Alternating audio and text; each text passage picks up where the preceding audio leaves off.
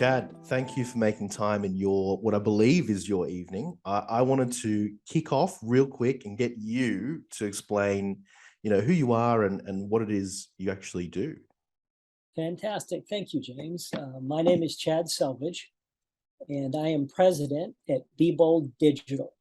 Be Bold is a boutique marketing and sales agency helping brands, beauty brands, sell more on Amazon and walmart.com. Awesome. And yeah.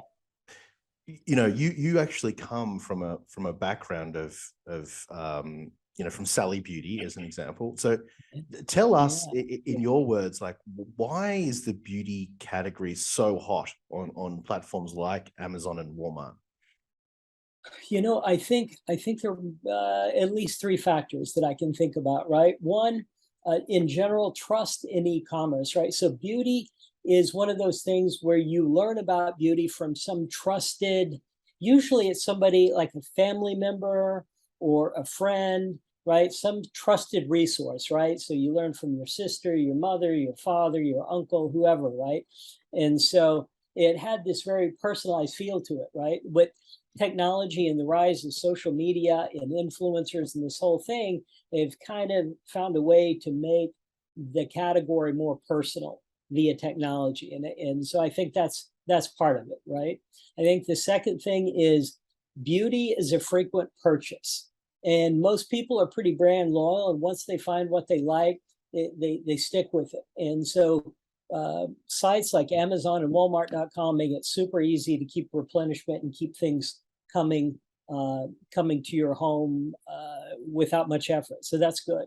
And I think the third thing that's equally important on the brand side is that beauty brands are really understanding now the positive role that sites like Amazon and walmart.com can play in their overall go-to-market, right? And understanding how that's an important piece. When you think of what is the statistic? Something around 65-70% of all retail searches in the United States starts on Amazon.com.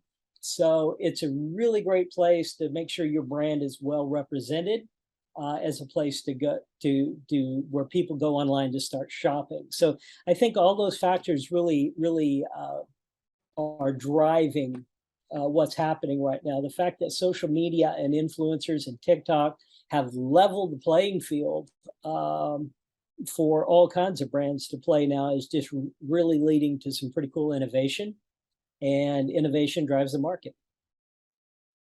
Interesting, very interesting. And just with all that market growth and being a hot space, what challenges are you seeing for beauty brands in the short term on these channels? Much like other spaces, the supply chain is still an issue.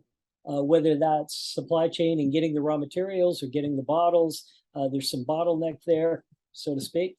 But also, I think as more and more physical retail locations have opened, there's a challenge now between how do you satisfy all the demand that's there.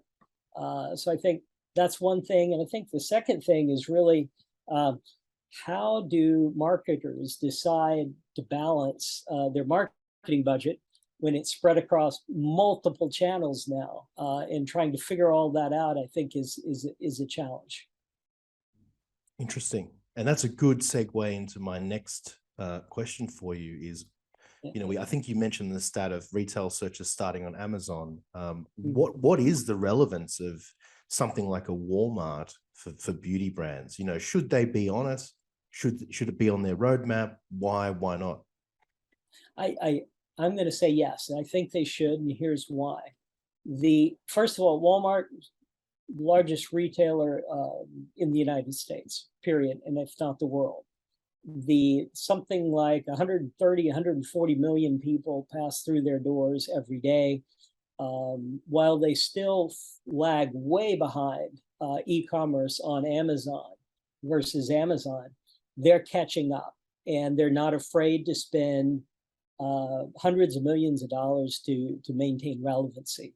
Their website is updating.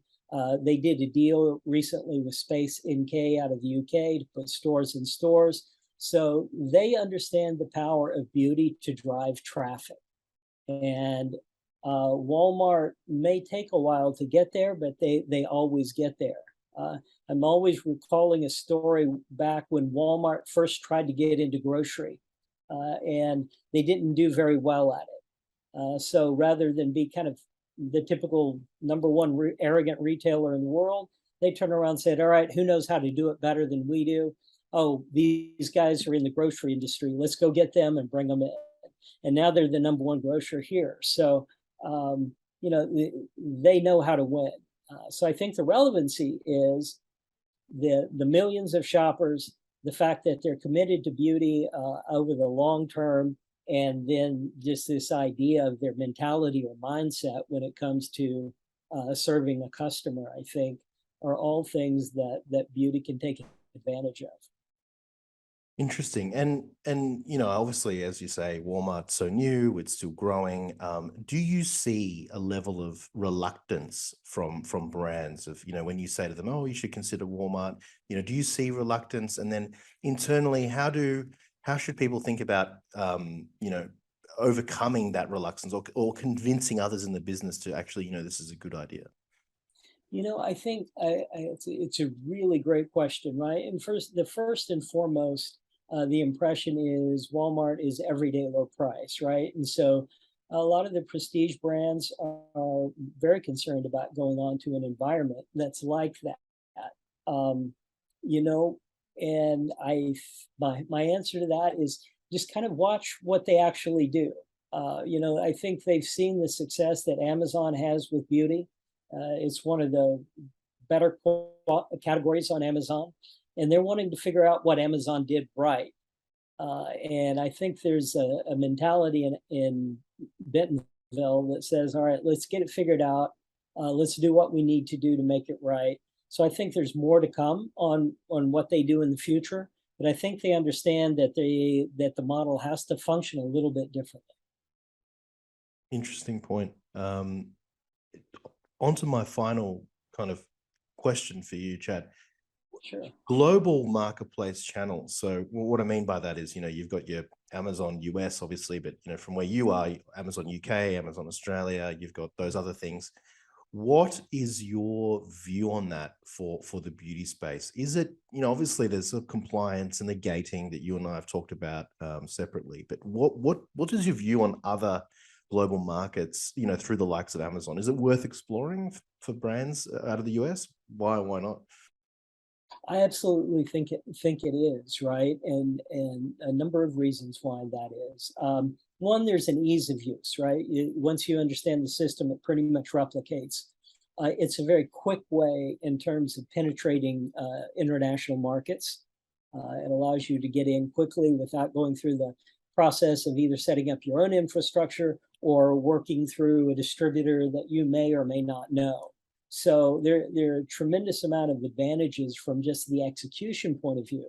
I think when we look at the platforms and the social media and how global the reach is in terms of, think about something like TikTok, that global reach is that social media is having tremendous impact on the beauty industry. And so why not follow, right? The marketing is there, the awareness is there.